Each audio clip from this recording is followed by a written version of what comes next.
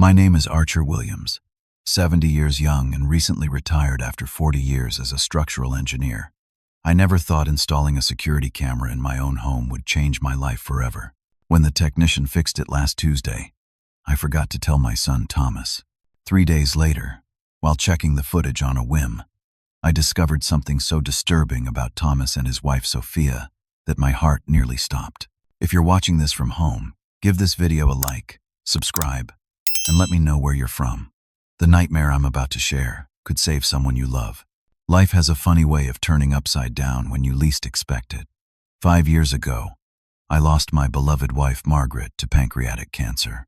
We had been married for 42 beautiful years, building a life filled with love, hard work, and simple pleasures. Margaret was my rock, my compass, and when she left this world, a part of me went with her. Thankfully, I still had my son Thomas. At 38, Thomas was our only child, born later in our marriage after we had nearly given up hope of having children.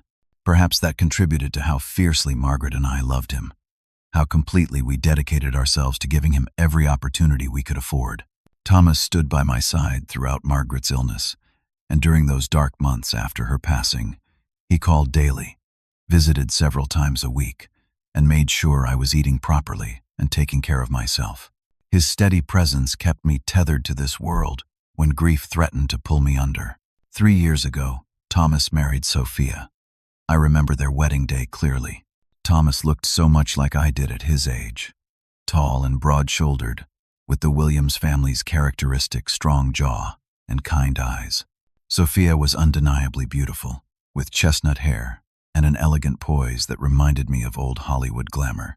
She was 32 then, working as a marketing executive for a luxury retail company. Initially, I was thrilled to welcome Sophia into our small family. She was charming, attentive, and seemed to genuinely care about Thomas. The first year of their marriage, they would invite me over for dinner twice a month, and Sophia always prepared my favorite dishes. She would ask about my life with Margaret, about Thomas as a child, and seemed to treasure the family stories I shared. But something changed around the beginning of their second year together. The warm dinners became less frequent. When I did visit their home, Sophia seemed distracted, sometimes even irritated by my presence. The shift was subtle at first, easy to dismiss as the natural cooling that happens when the novelty of a new relationship fades. I had managed to build a comfortable nest egg for retirement. Margaret and I had lived modestly throughout our working years, saving diligently. We had paid off our home in a quiet suburb of Boston 20 years ago, and my pension from the engineering firm, combined with prudent investments and Social Security, provided me with financial security. Thomas and Sophia, however, were struggling. Thomas had left his stable job at an architectural firm to start his own business, with Sophia's enthusiastic encouragement. The timing couldn't have been worse. The economy took a downturn just as they were getting established, and clients became scarce. I offered financial help several times, but Thomas insisted they could weather the storm independently.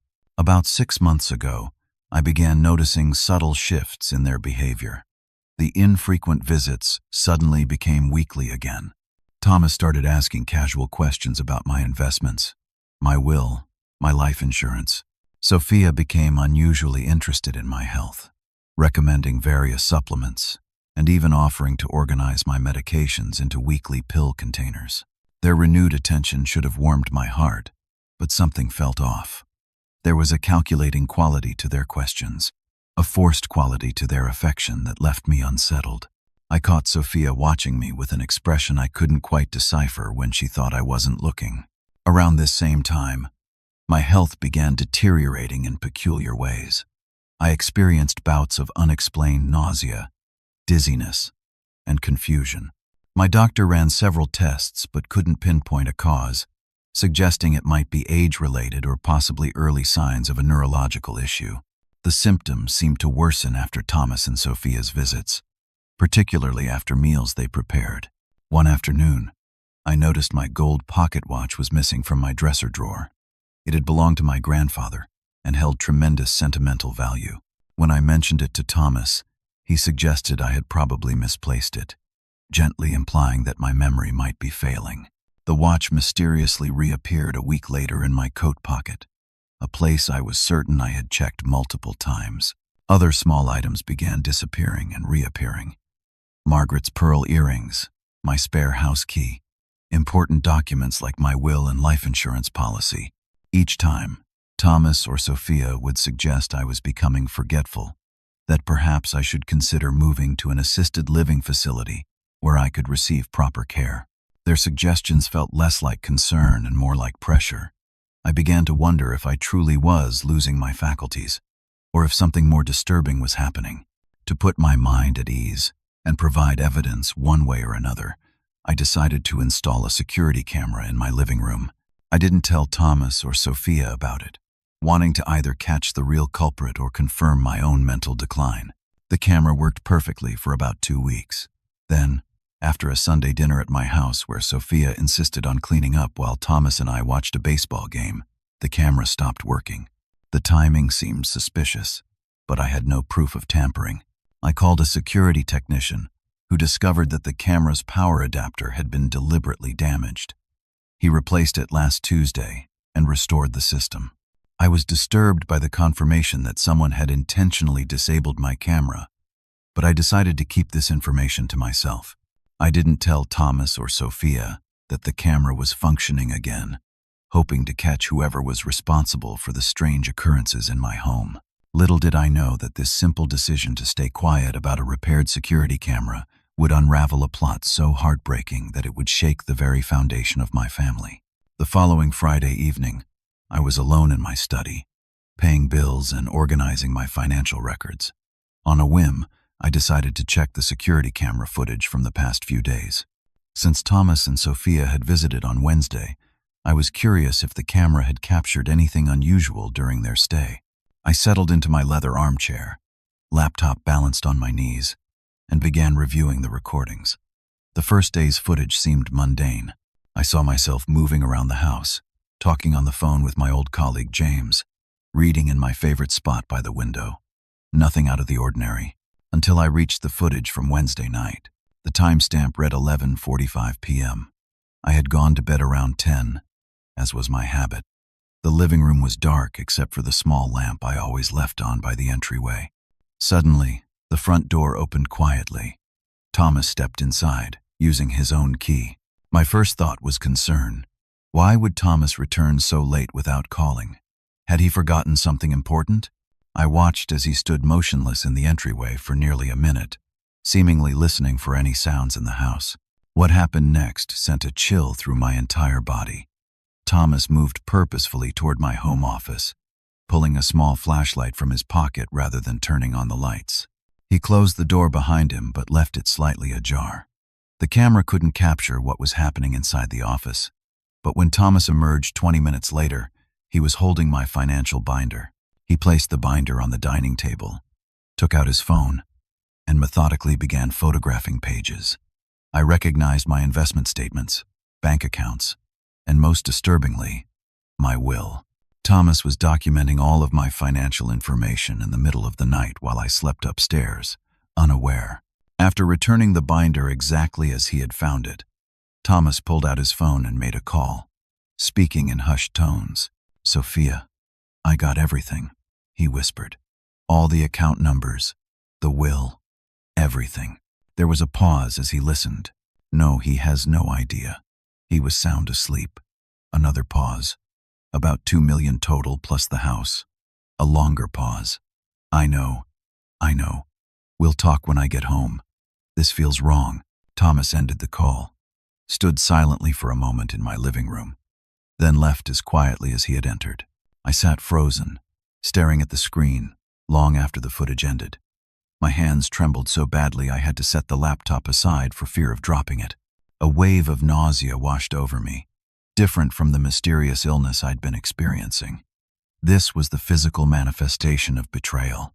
My son, my only child, the boy I had taught to ride a bike, the teenager whose broken heart I had consoled after his first girlfriend left him for another boy, the young man I had helped move into his college dorm with tears of pride in my eyes. My Thomas was sneaking into my home at night, documenting my finances, discussing my worth as if I were already gone. My mind raced to find alternative explanations. Perhaps Thomas was worried about my health and wanted to be prepared in case of emergency. Maybe he was documenting my finances to help me organize them better. But the furtiveness of his actions, the late hour, the whispered phone call to Sophia about my net worth, these pointed to something far more sinister. I thought back to raising Thomas as a single father after his mother, and I divorced when he was just 8 years old. Margaret had stepped into his life when he was 12, becoming the loving stepmother he needed during his turbulent teenage years. We had given him everything we could, supported his education, celebrated his achievements, comforted him through failures. Where had I gone wrong? What had happened to the son I thought I knew? Part of me wanted to call Thomas immediately, to confront him with what I had seen. But another part, perhaps the structural engineer in me who had learned to thoroughly analyze a problem before acting, urged caution. I needed more information before confronting Thomas. I needed to understand the full scope of what was happening. My head throbbed with conflicting emotions. Shock and disbelief warred with a growing sense of betrayal. Parental love and loyalty clashed with the instinct for self-preservation. I felt physically ill, but forced myself to think rationally. If Thomas was willing to sneak into my home to gather financial information, what else might he be capable of? The thought sent another chill through me. My deteriorating health, the increasing frequency of their visits, their sudden interest in my affairs, the damaged security camera. Were these all connected? I decided to watch more footage before taking any action. If this was an isolated incident, perhaps there was an innocent explanation. If not, I needed to know exactly what I was dealing with. I set the laptop aside and tried to sleep, but rest eluded me as my mind replayed the image of my son photographing my will in the darkness of my home. The next morning, I awoke with a heaviness in my chest that had nothing to do with physical ailments. I forced myself through my normal routine, trying to maintain some semblance of normalcy while my world crumbled around me. After breakfast, I returned to the security footage, steeling myself for what I might discover. The recording from Thursday afternoon showed Thomas and Sophia arriving together around 2 o'clock when they thought I would be at my weekly bridge game with friends. I had canceled due to feeling unusually fatigued, but hadn't informed them of the change in plans. Instead, I had taken a nap upstairs, completely unaware of their presence in my home. They moved through the house with a familiarity that now seemed predatory rather than comforting. Sophia headed straight for the kitchen while Thomas checked the bottom of the staircase, presumably to ensure I wasn't home. "All clear," he whispered to Sophia. "Dad must still be at bridge." They convened in the living room, speaking in hushed tones that the camera's microphone barely picked up. I increased the volume to maximum. "He's getting worse, but not quickly enough," Sophia said, pacing the room. The doctor said his tests were inconclusive. They might want to run more specialized screenings. Thomas ran his hands through his hair, a gesture I recognized from his childhood when he was stressed. "Maybe we should stop. This is crazy, Sophia. He's my father." Sophia's expression hardened. "And what about us, Thomas? What about everything we've worked for? Your business is failing, the bank is threatening foreclosure, and the loan sharks aren't going to wait forever." "I know, but there has to be another way." Thomas's voice cracked. "I tried talking to him again about changing his will to include you directly instead of just me, but he's so stubborn about keeping it as is." Sophia moved closer to him, placing her hand on his arm in a gesture that appeared comforting but felt manipulative as I watched. "Thomas, we've been over this. He's 70. He's had a good life, and he's going to pass away eventually anyway. We're just helping nature along, and no one will ever know." My blood ran cold at her words. They weren't just gathering information about my finances. They were actively planning my death. "The doctor said his symptoms could be early Parkinson's," Thomas said. "Maybe we should just wait." Sophia's voice took on an edge I had never heard before. "We don't have time to wait. Do you want to lose our house? Do you want Joey breaking your knees over the gambling debts? Your father has lived his life. Now it's our turn." She lowered her voice further, and I had to strain to hear her next words. "Just add a little more to his blood pressure medication tonight. Just a little more than last time. It will look natural." A stroke or heart attack at his age. No one will question it. Thomas looked conflicted but ultimately nodded. Fine, but we need to be careful. No more than we discussed. They continued to talk, but moved to the kitchen where the camera couldn't capture their conversation. 15 minutes later, they left as quietly as they had arrived. I sat in stunned silence, my mind connecting dots that I had previously attributed to coincidence or age. My worsening health had begun shortly after Thomas and Sophia started visiting more frequently. The nausea, dizziness, and confusion typically intensified after meals they prepared or after taking the medication that Sophia had so helpfully organized into daily pill containers. With shaking hands, I went to my medicine cabinet and examined my blood pressure medication. The pills looked slightly different than I remembered, some with a faint discoloration that might go unnoticed if one weren't specifically looking for it. I moved to my computer and checked the browsing history on the family desktop I sometimes let Thomas use when he visited. Even though he had cleared the history, I found fragments in the cache showing searches for untraceable poisons, medications that cause stroke, and how to make a death look natural. The evidence was mounting, each discovery more disturbing than the last. My son and his wife were slowly poisoning me for my money. The realization was so painful I could barely breathe. I thought about Thomas as a child, his innocent smile when I would tuck him into bed, his fierce concentration when building model airplanes at the kitchen table, his proud grin when he received his architectural degree. How had that boy turned into a man who could contemplate patricide? And Sophia, who I had welcomed into my family with open arms, was clearly the driving force behind this plot. Her charming exterior masked a calculating coldness that chilled me to the bone. I realized that my confusion and memory issues were likely not age-related at all, but symptoms of whatever they were slipping into my food and medication. They were gaslighting me, making me question my own sanity while systematically poisoning me and planning for my death. The betrayal cut deeper than any physical wound, but beneath the pain, a spark of anger ignited. I had not survived 70 years, built a successful career, raised a son, lost my beloved wife, and created a good life only to be murdered by my own flesh and blood for an inheritance. That night, I flushed all my medication down the toilet and began planning my response. If Thomas and Sophia wanted to play a deadly game, they would soon discover they had gravely underestimated their opponent. For the next week, I conducted my own careful investigation while pretending nothing was amiss. When Thomas and Sophia visited, I acted increasingly frail and confused, suggesting their plan was working. I accepted the meals they prepared but secretly disposed of the food when they weren't looking. I pretended to take the pills they provided but hid them under my tongue and later flushed them away. Meanwhile, I gathered evidence methodically, drawing on the analytical skills I had honed during my engineering career. I scheduled an appointment with my doctor, explained my suspicions in strict confidence, and requested comprehensive toxicology screenings. The results confirmed the presence of several substances that shouldn't have been in my system, including elevated levels of warfarin, a blood thinner that in high doses could cause internal bleeding and stroke. I contacted my bank and discovered that someone had attempted to access my accounts online using my personal information. The attempts had failed due to security measures requiring in-person verification for major changes, but the digital footprints led back to Thomas and Sophia's home IP address. My next discovery was perhaps the most disturbing. While Thomas and Sophia were at work, I used my spare key to their house, a key they didn't know I had kept. In their home office, hidden in a locked drawer that my old lockpicking hobby made short work of, I found a recently opened life insurance policy on me for $2 million. Thomas was the primary beneficiary, with Sophia listed as contingent. The policy had an unusually short contestability period and covered death by natural causes immediately.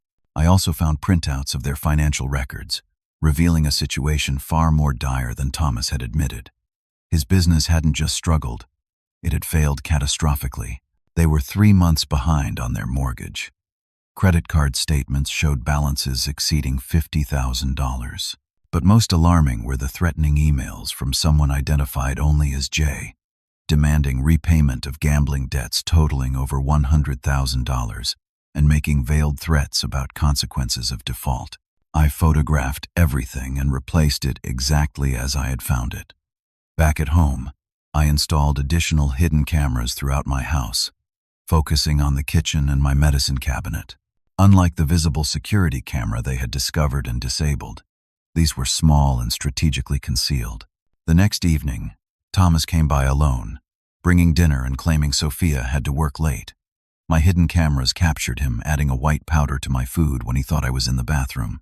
Later, he replaced several pills in my medication container with similar-looking substitutes. After he left, I saved the tainted food and altered pills as evidence. That night, I received a call from Thomas asking how I was feeling. The concern in his voice sounded genuine, making the betrayal even more painful. I told him I felt unusually tired and might go to bed early. He suggested I take my medication and promised to check on me in the morning.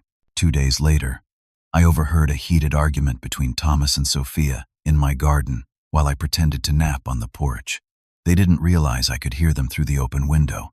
"It's taking too long," Sophia hissed. "The loan sharks are getting impatient. Joey called again yesterday." Thomas sounded agitated. "I'm doing what I can. I can't just give him a massive overdose. People would get suspicious." "People like who? He has no friends left. No one visits except us. Who would question a 70-year-old man having a heart attack? The doctor might. And I'm not comfortable with this, Sophia. He raised me by himself after Mom left. He's my father, for God's sake." Sophia's voice turned cold. "And what about our future? What about everything we planned? The house in the Hamptons, the fresh start, all of it gone because you're too sentimental. Your father has lived his life. He's just waiting to die anyway." "That's not true," Thomas protested weakly. "He's still active, still sharp most days." "Not for long," Sophia said with a finality that sent shivers down my spine. "We move forward with the plan on Saturday. The anniversary dinner. I'll prepare everything. All you have to do is act normal." "Can you do that, Thomas? Can you act normal for one night so we can have the life we deserve?" After a long pause, Thomas sighed. "Fine. Saturday night. But quickly and painlessly. He doesn't deserve to suffer." "Of course, darling." Sophia's voice suddenly sweetened. "Quick and painless. Just like we discussed. And then all our problems go away." They moved away from the window, their footsteps fading across the lawn. I sat frozen, the full weight of their plan crushing down on me. Saturday was 3 days away. They were planning to kill me at a dinner they were organizing to celebrate my wedding anniversary with Margaret, a day that should honor love and commitment, not murder. The pain of this ultimate betrayal was nearly unbearable. My son had not only agreed to my murder, but was helping plan it. Whatever Sophia's influence, he was making a conscious choice to end my life for money. But now I had a timeline, and with that, I could prepare my response. I would not go quietly into the night. I would not become a victim, and most importantly, I would not allow my son to become a murderer, even if it meant turning him over to the authorities. That evening, I reached out to my old friend Frank, a retired detective I had known since college. Without revealing the full extent of my suspicions, I asked if he could come by on Saturday evening to discuss a legal matter. Frank, sharp as ever, sensed something in my voice and pressed for details. When I finally confided in him, his reaction moved from shock to grim determination.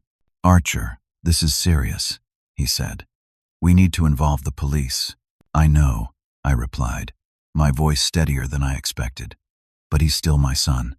I need to handle this carefully." Together, we developed a plan that would catch Thomas and Sophia in the act, while giving Thomas one final chance to make the right choice. Frank would contact his former colleagues and arrange for police surveillance of the dinner.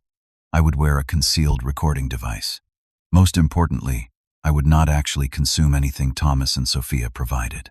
With the plan in place, I waited for Saturday, hoping against hope that my son would prove me wrong. Saturday arrived with an oppressive weight hanging over me. The sky outside matched my mood, gray and threatening rain. I spent the morning reviewing all the evidence I had gathered, ensuring it was properly documented and stored in multiple locations. If something went wrong tonight, the truth would still come to light. Thomas called around noon, his voice artificially bright. "Dad, just checking that we're still on for dinner tonight. Sophia's been cooking all morning. 6 o'clock, right?" "Wouldn't miss it for the world, son," I replied, matching his false cheerfulness while my heart ached at the charade we were both performing. "Great. And remember, it's a special occasion, so don't eat much before you come over. Sophia's making all your favorites. All my favorites for my last meal." The thought was almost darkly comical. "Looking forward to it," I said. "See you at 6. After hanging up, I met briefly with Frank and 2 plainclothes detectives in an unmarked car several blocks from my home. They fitted me with a small recording device and reviewed the plan one final time. "We'll be monitoring everything," Detective Ramirez assured me. "The moment we have evidence of their intent or any attempt to poison you, we move in. But please, Mr. Williams, don't actually consume anything they give you." "I'll be careful," I promised. "And thank you all for taking this seriously." Frank squeezed my shoulder. "Archer, are you sure you want to go through with this? It's not too late to let the police handle it completely." I shook my head. "No, I need to do this. I need to give Thomas one last chance to make the right choice." At precisely 6 o'clock, I arrived at Thomas and Sophia's house, carrying a bottle of wine I had carefully sealed to prevent tampering. Sophia greeted me at the door with a hug that felt like an embrace from a cobra. "Archer, you look wonderful," she exclaimed, though her eyes assessed me with calculation rather than warmth. "We're so happy you could join us for this special night." Thomas appeared behind her, his smile not quite reaching his eyes. "Dad, come in. Everything's almost ready." Their dining room was elaborately decorated with candles and flowers. Photographs of Margaret and me were displayed prominently on the sideboard, a twisted memorial that now seemed more like set dressing for my demise.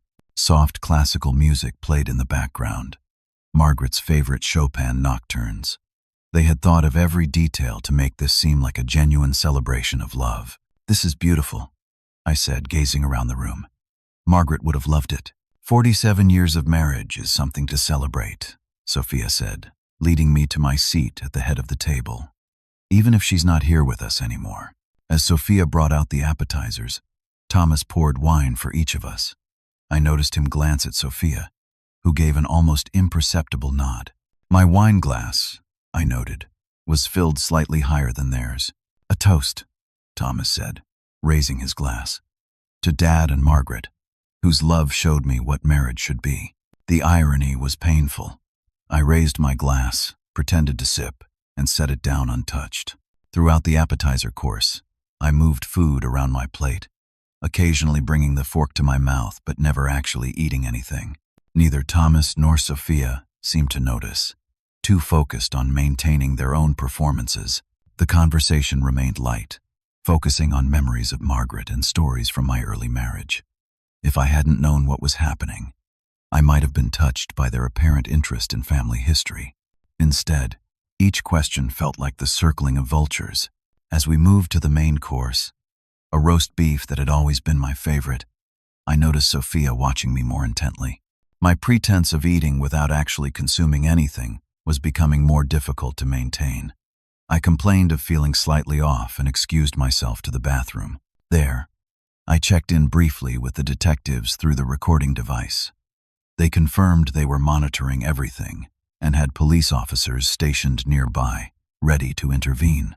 I splashed water on my face, steeling myself for what was to come, and returned to the table. "Are you feeling all right, Dad?"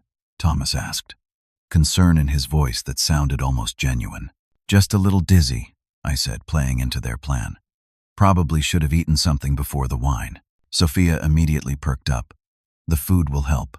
Here, try the roast. It's perfectly done." She served me a generous portion, and I noticed her hands lingering over my plate slightly longer than necessary. When I cut into the meat, I could see a fine white powder in the gravy that wasn't present on their portions. I took a pretend bite and made appreciative noises. "Delicious. You've outdone yourself, Sophia."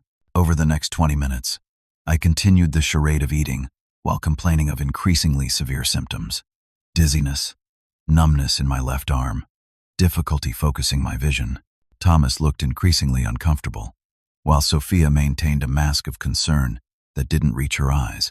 "Maybe we should call an ambulance," Thomas suggested, guilt flickering across his face. Sophia placed her hand over his.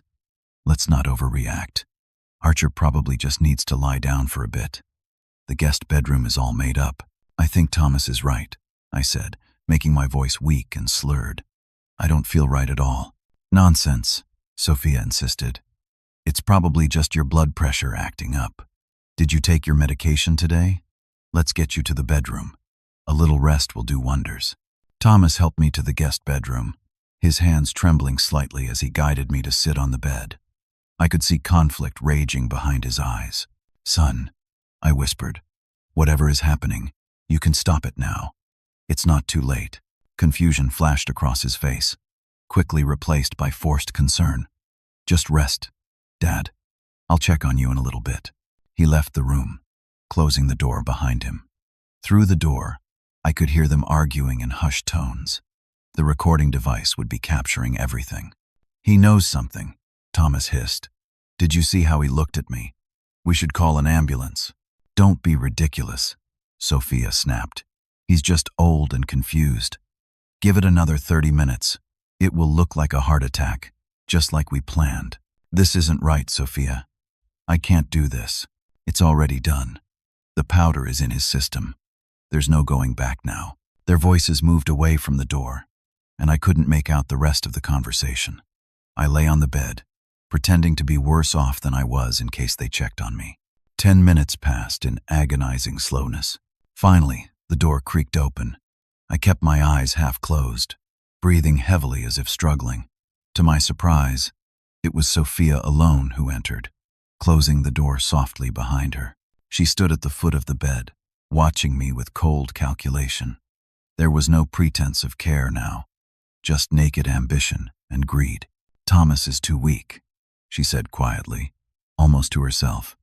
"Always too sentimental, always needing a push." She moved closer, sitting on the edge of the bed. "I want you to know, Archer, that this isn't personal. You seem like a decent enough old man, but Thomas and I need a fresh start, and your money is our only way out." I groaned, playing my part, while my hand inched toward the panic button the detectives had given me. "The dosage in your food should be enough," she continued, "but I can't take chances. Thomas is making coffee, keeping himself busy so he doesn't have to face what's happening. He'll feel guilty for a while, but he'll get over it. The money will help."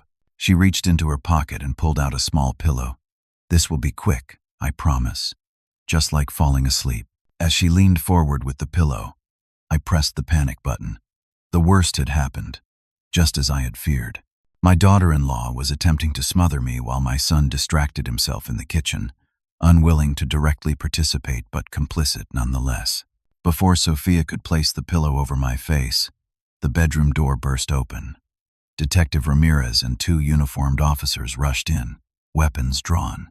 "Police, hands where we can see them." Sophia froze, the pillow still in her hands, her face a mask of shock and fury. "What is this?" "My father-in-law is having a medical emergency." I sat up, dropping all pretense of illness. "No, Sophia. The only emergency here is your attempt to murder me for my money." The look of stunned betrayal on her face would have been satisfying if the situation weren't so tragic. As the officers handcuffed her, reading her rights, Thomas appeared in the doorway, a coffee cup slipping from his fingers and shattering on the floor. "Dad?" His voice cracked with confusion and dawning horror. "What's happening?" "What's happening," Frank said, stepping into the room behind him, "is that we've just prevented a murder. Your murder plans have been recorded, and we have evidence of the poison in the food." Thomas's face drained of all color as the full impact of the situation hit him. "Poison? No, there must be some mistake. Sophia, tell them." Sophia's expression shifted from shock to calculation. "It was all Thomas's idea," she said quickly. "He planned everything. I tried to talk him out of it, but he was desperate for the money." "That's a lie," Thomas shouted. "Sophia, what are you saying?" I stood up, my legs steadier than I had expected. "I have evidence, Thomas. Security footage of both of you discussing plans to kill me. Recordings of Sophia just now attempting to smother me after the poison she put in my food wasn't working fast enough. Thomas staggered back against the wall, his world collapsing around him. Dad, I never wanted. I didn't know she would. Save it for your lawyer, son, Detective Ramirez said, motioning to another officer who moved to handcuff Thomas. I watched as my son and his wife were led away in handcuffs, feeling hollow rather than victorious. There was no triumph in this moment, only the painful end of what I had once believed was a loving family. The hours following the arrests passed in a blur of police statements, evidence cataloging, and painful questions. I sat in Thomas and Sophia's living room, surrounded by detectives who treated me with a gentle concern that only deepened my sense of isolation. This house, once a symbol of my son's adult life and independence, now felt tainted by betrayal and greed.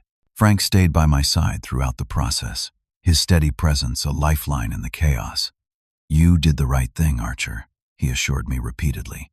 They left you no choice. Perhaps he was right, but the knowledge brought little comfort. I had prevented my own murder, but at the cost of sending my only child to prison. Even knowing what Thomas had done, what he had been willing to do, the father in me ached at the thought of his future behind bars. As the police finished processing the scene, Detective Ramirez approached with an update. Mr. Williams, we've found substantial evidence in their home office. Financial records, research on poisons, even a detailed timeline for your accident. They'd been planning this for months. And the tainted food? I asked. Lab will confirm, but the preliminary test shows significant amounts of warfarin mixed with another compound we're still identifying. Enough to cause a major stroke or heart attack. You would have been dead by morning. The clinical description of what would have been my fate sent a chill through me. What happens now? They're being processed downtown. Given the evidence, the DA will likely charge both with attempted murder, conspiracy, and possibly elder abuse. They'll have their arraignment tomorrow morning. Detective Ramirez hesitated before continuing. Mr. Williams, I should prepare you. Based on what we've seen so far, Miss Parker is already attempting to place all blame on your son. She's claiming she was coerced and afraid to come forward. That's absurd, Frank interjected. We have her on tape admitting everything while attempting to smother Archer. Yes, and that evidence is compelling. But these cases can get messy, especially with family involved. The detective glanced at me sympathetically. Would you like an officer to drive you home? Or perhaps you could stay with a friend tonight? The thought of returning to my empty house, now haunted by the knowledge of my son's betrayal, was unbearable. But I had nowhere else to go. Margaret was gone, and my closest friend was Frank, who had already done more than enough. I'll be fine at home, I said, with more confidence than I felt. I just need some time to process everything. Frank insisted on driving me home and staying for a while. We sat in my living room, the same space where Thomas had photographed my financial documents, where he and Sophia had discussed the timeline for my death. It felt violated, no longer the sanctuary it had once been.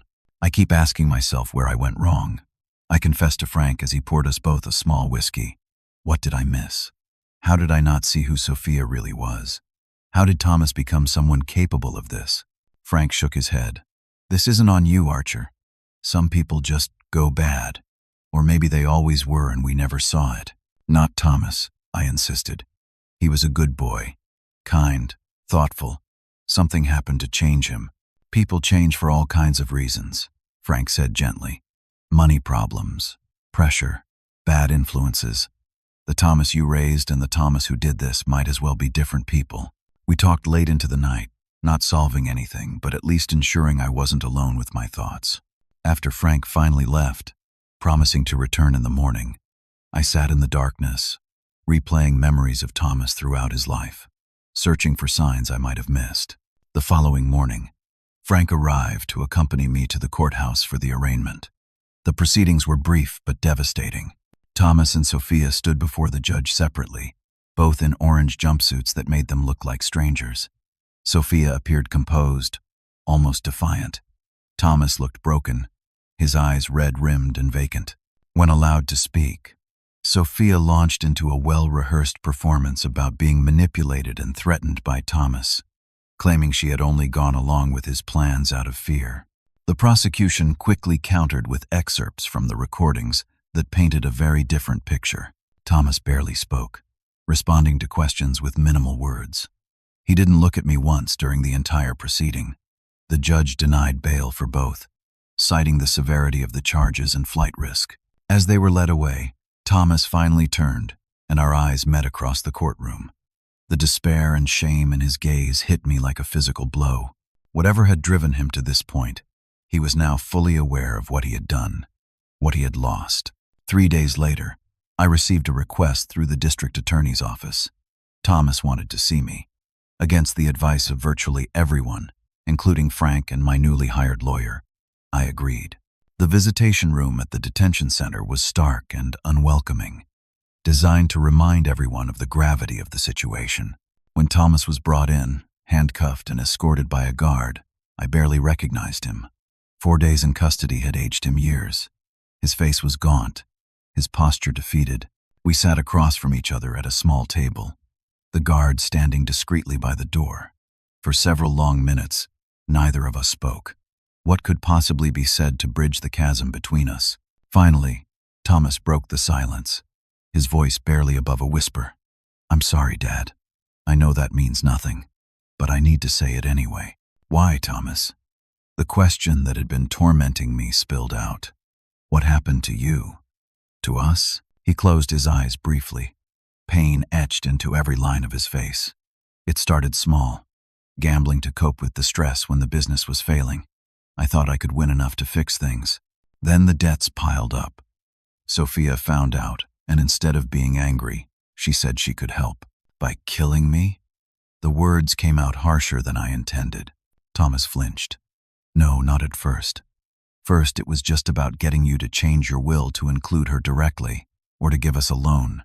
But you were so set on keeping things as they were. Then Sophia started talking about how peaceful it would be if you just went in your sleep, how no one would question it at your age. And you went along with it. It wasn't a question. She made it sound reasonable somehow, like we were helping you avoid suffering from aging, and the loan sharks were threatening us. Joey, Sophia's ex, said he'd break my legs if we didn't pay. He knew about you, about your money." Thomas's voice broke. "I was weak. I was a coward. But I swear, Dad, I never would have let her smother you. I was coming to stop her when the police burst in. I wanted to believe him. Some part of me needed to believe that my son would have drawn the line at watching me die. But the evidence suggested otherwise. He had already crossed too many lines. Sophia wasn't just my wife." Thomas continued when I didn't respond. "She controlled everything. When I wanted to back out, she threatened to tell the loan sharks where I was if I didn't go through with it. She said they'd kill us both. That doesn't excuse what you did, Thomas." "I know." He looked down at his handcuffed wrists. "Nothing excuses it. I'm not asking for forgiveness. I just wanted you to know that the son you raised is still in here somewhere, that I do know right from wrong. Even if I failed to act on it." The guard signaled that our time was almost up. I had one more question that needed answering. "Did you ever really love me, Thomas? Or was I always just a future inheritance to you?" His eyes filled with tears. "I always loved you, Dad. Always.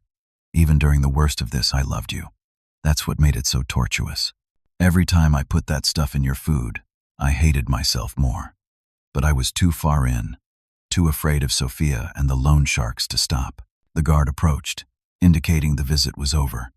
As Thomas stood to leave, he spoke one last time. "I'm cooperating fully with the DA, telling them everything. Sophia planned most of it, but I'm guilty too. I won't fight the charges. Whatever sentence I get, I deserve it." As they led him away, I remained seated, trying to process what I had learned. Thomas had made his choices, terrible as they were, but he had also been manipulated by Sophia, whose cold calculation far exceeded his moral weakness. It didn't excuse his actions, but it helped me understand them. In the days that followed, Thomas's cooperation proved invaluable to the prosecution. He provided detailed accounts of Sophia's planning, the gambling debts, and the gradual escalation from financial desperation to attempted murder. In exchange, the district attorney offered a plea deal that acknowledged his lesser role and cooperation. Sophia, upon learning of Thomas's cooperation, attempted to make her own deal, but the evidence against her was too substantial. Her previous attempts to blame everything on Thomas undermined her credibility with the prosecutors. 2 months after that night, I sat in another courtroom as both Thomas and Sophia entered their pleas. Sophia, facing the more serious charges and substantial evidence of being the primary planner, received 20 years for attempted murder, conspiracy, and elder abuse. Thomas, with his cooperation and genuine remorse as mitigating factors, received 8 years with possibility of parole after 5. As painful as the outcome was, there was a strange sense of resolution in seeing justice served.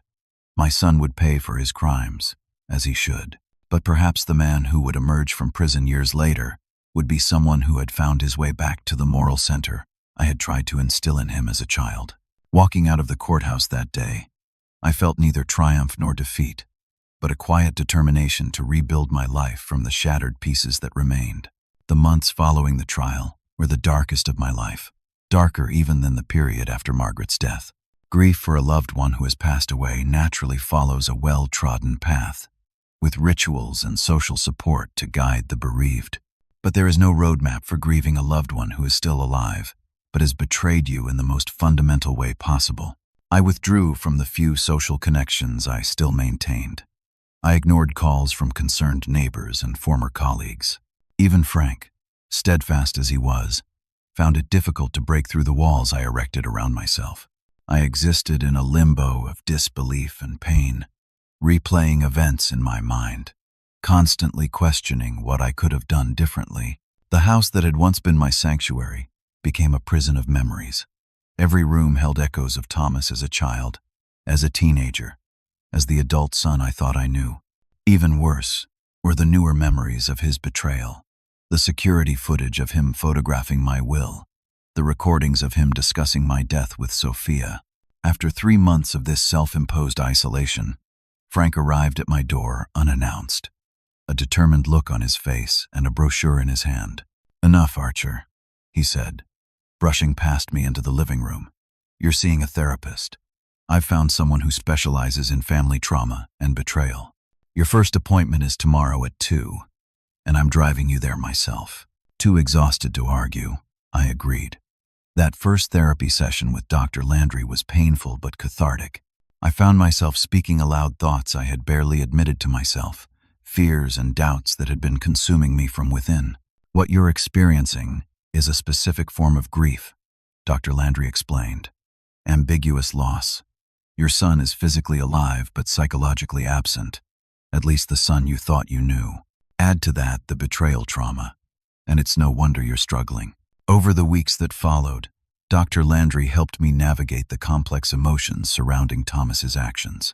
We explored my feelings of guilt and failure as a parent, my anger at being so thoroughly deceived, and my conflicted love for my son despite everything he had done. "Love doesn't simply vanish because someone has hurt us," she said during one particularly difficult session, "and that creates a painful contradiction. You can love your son and still hold him accountable for his actions. You can hope for his redemption while acknowledging the harm he caused." Slowly, painfully, I began to integrate this new reality into my life. I started reconnecting with old friends, finding that most were supportive rather than judgmental. I joined a support group for victims of family fraud and abuse, where I met others whose loved ones had betrayed them in similar ways. Their stories helped me feel less alone, less uniquely cursed. 6 months after the trial, I received my first letter from Thomas. It sat unopened on my desk for 3 days before I found the courage to read it. Inside was a 10-page handwritten account of his journey into gambling addiction, his manipulation by Sophia, and his profound remorse. He asked for nothing, not even forgiveness, only that I might someday find peace. I shared the letter with Dr. Landry, who helped me draft a response. My letter was shorter but honest, expressing both my continuing love and my deep disappointment. I made no promises about our future relationship, but left the door open for continued correspondence. This exchange began a slow, cautious rebuilding of communication. We wrote monthly, each letter a small step in understanding what had happened and who we now were to each other. Thomas wrote about his participation in prison rehabilitation programs, his work with younger inmates, and his daily struggle with the knowledge of what he had done. 1 year into his sentence, Thomas testified against several loan sharks who had been preying on gambling addicts, including the man known as Joey who had threatened him. His testimony helped secure convictions that dismantled a significant illegal gambling operation. Meanwhile, I was gradually rebuilding my life. At Dr. Landry's suggestion, I began volunteering at a community center teaching basic engineering concepts to underprivileged youth.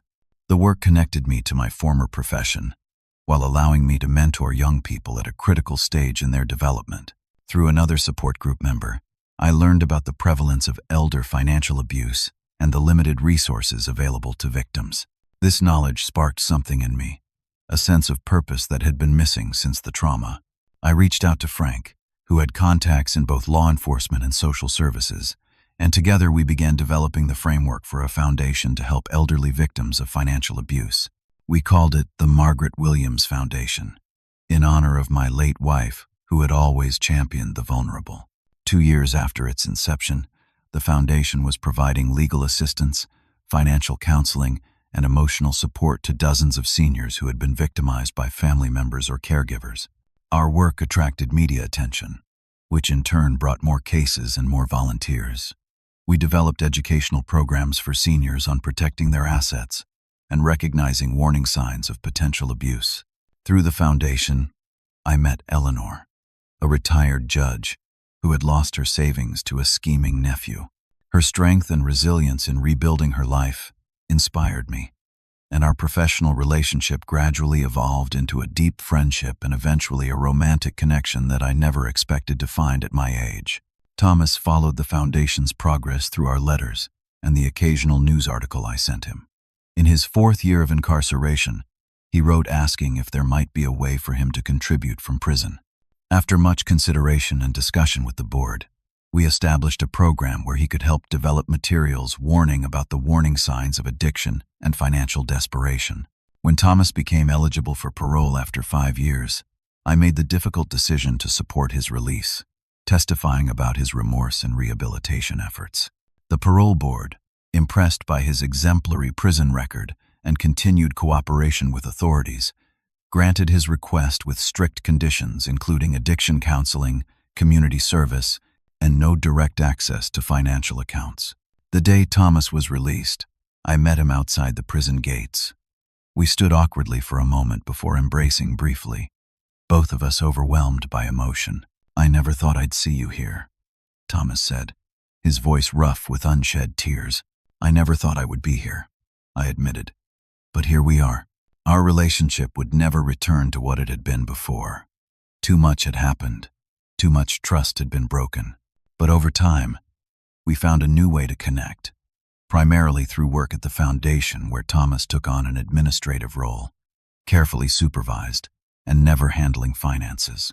His first-hand experience with addiction and its consequences made him particularly effective in our outreach programs. Watching him speak to groups of seniors about protecting themselves, I sometimes caught glimpses of the son I had raised, the man he might have become without Sophia's influence and his own weaknesses.